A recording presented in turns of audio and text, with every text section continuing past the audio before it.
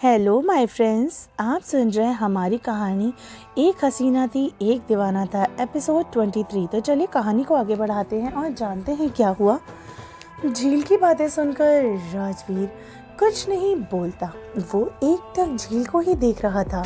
झील राजवीर के पास जाती है। झील राजवीर के गाल पर हाथ रखकर, प्यार मुझे तुमसे तब भी था और प्यार अब भी है। पहली गलती की, इस बार गलती सुधारूंगी।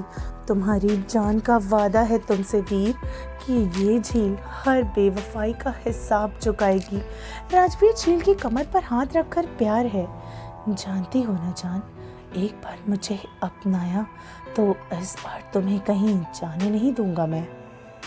झील मुस्कुराते हुए, जाना भी नहीं है वीर, अब तो बिल्कुल भी नहीं जाना, बोलकर झील राजवीर के सीने पर सर रख लेती है। राजवीर झील के बालों पर किस करता है और झील का सर सहलाने लगता है। थोड़ी देर के बाद झील राजवीर से अलग होकर, मुझे नींद आ रही है वीर, पता नहीं क्यों पर कुछ ज्यादा ही नींद आ रही है आज।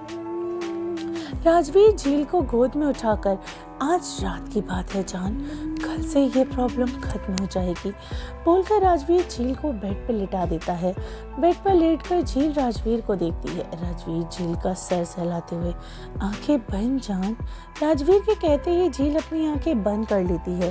थोड़ी देर में झील सो जाती है और राजवीर खिड़की के पास जाता है और बाहर देखता है। इस वक्त राजवीर के अंदर कुछ बातें चल रही थी। फ्लैशबैक, राजवीर एक बड़ी सी मूर्ति के सामने खड़ा था। वो मूर्ति पूरी ब्लैक थी, उसकी लाल आंखें थी। राजवीर सर्द आवाज में, मुझे अभी इस वक्त हेल किंग बनना है। तभी मूर्ति से एक आवाज आई, कुर्बानी, एक कुर्बानी चाहिए मुझे, शक्तियों के बदले शक्ति, और कुर्बानी देना एक रिवाज। राजवीर जल्दी से हर शर्त मंजूर है, मैं कुर्बानी दूंगा। तो आप आज कुर्बानी भी सुन लो राजवीर।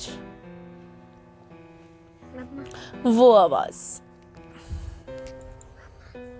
आवाज राजवीर से, कुर्बानी भी सुन लो राजवीर, वो कुर्बानी है तुम्हारा अंश, हेल किंग का पहला अंश, तुम्हें उसे कुर्बान करना होगा, तभी तुम उस महल से आज़ाद हो पाओगे। राजवीर बिना किसी भाव के, मुझे मंजूर है। फ्लैशबैक 8, राजवीर खिड़की के बाहर देखते हुए नहीं करना चाहता था ये जान, पर मुझे इस महल से बाहर जाना है।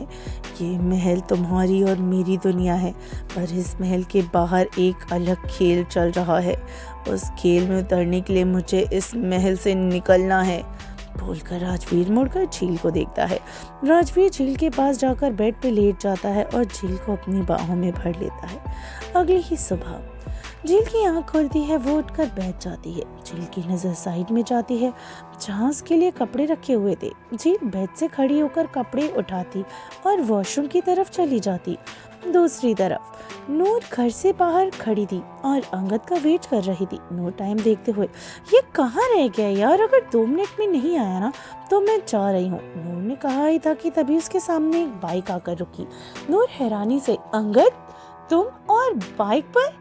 अंगद नूर को देखते हुए, और तुम भी बाइक पर आ रही हो, सो जल्दी बैठो, आज तुम्हारा कॉलेज नहीं है तो हम कहीं जा रहे हैं। अंगद की बात सुनकर रू अंगद के पीछे बैठ जाती है। रू अंगद के कंधे पर हाथ रखकर, पर हम कहाँ जा रहे हैं यार? अंगद बाइक स्टार्ट करते, पता चल जाएगा रू, बोलकर अंगद बाइक आगे बढ़ा देता है। अचानक झटका लगने की वजह से रू अंगद को कमर से पकड़ लेती है और अंगद की पीठ पर अपना सिर रख टिका लेती है। रू की इस हरकत से अंगद की धड़कनें बढ़ जाती हैं। वो गहरी सांस लेकर खुद को कंट्रोल करता है। थोड़ी देर के बाद अंगद बाइक रोकता है। रू बाइक से उतरकर आसपास देखती है। इस वक्त वो दोनों एक रेस्टोरेंट के बाहर थे। अंगद रू का हाथ पकड़कर, हम यहाँ तुम्हारे फेवरेट चाइनीज खाने आए हैं, चलो, बोलकर अंगद आगे बढ़ जाता है। रू अंगद की पीठ की तरफ देखती है और मुस्कुरा देती है। अंगद जाकर रू और अंदर जाकर रू और अंगद चेयर पर बैठ जाते हैं। रू की नजर एक तरफ जाती है जहाँ डेकोरेशन चल रही थी। रू अंगद की तरफ अपनी नजरें करके, यह डेकोरेशन, यहाँ पर कोई इवेंट है क्या? अंगद कंधे उकसाते हुए, आई डोंट नो यार, ये रेस्टोरेंट चाइनीज के लिए बहुत फेमस है, इसलिए मैं तुम्हें यहाँ लेकर आया हूँ।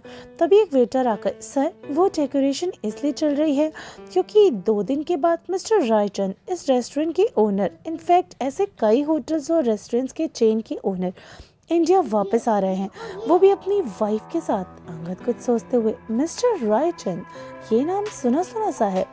वेटर मुस्कुराते हुए, सुना होगा आपने सर, मिस्टर रायचंद के फादर बहुत फेमस बिजनेसमैन थे, उनके बाद मिस्टर रायचंद ही सब संभाल रहे हैं, पर वो इंडिया के बाहर रहकर सब कर रहे थे, लेकिन 2 दिन बाद वो यहाँ मुंबई आ रहे हैं। रू सर हिलाते हुए, ओह दैट्स ग्रेट बोलकर रू एक नजर सारी डेकोरेशंस को देखती है।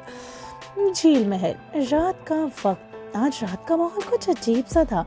आसमान में काले बादल छाए हुए थे, बिजली कड़क रही थी, तेज हवाएं चल रही थी। आम इंसानों के लिए मौसम ये रात बहुत खतरनाक होगी, पर राजवीर के लिए तो ये रात बहुत ही खास थी। महल के हॉल के बीच बीच एक आग जल रही थी, जिसका रंग नॉर्मल नहीं था, वो आग हल्की लाल रंग की थी।